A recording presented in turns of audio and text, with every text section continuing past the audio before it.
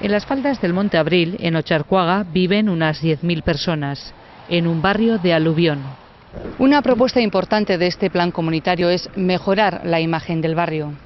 Trabajan para que fuera de Otxarkoaga el resto de los ciudadanos tengan una imagen más positiva de esta parte de la ciudad.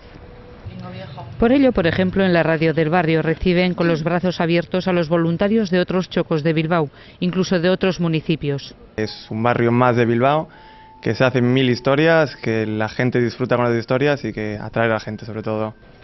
Alejandro nació en Otxarkoaga, estudió en el barrio y quiere seguir viviendo allí.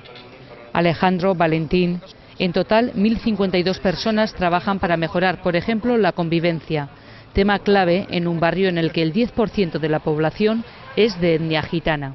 Nuestra comunidad es una parte muy importante para que se desarrollen este proyecto y otros en los cuales... Con la ayuda del Ayuntamiento de Bilbao han imaginado el barrio en el que les gustaría vivir y trabajan para que se haga realidad.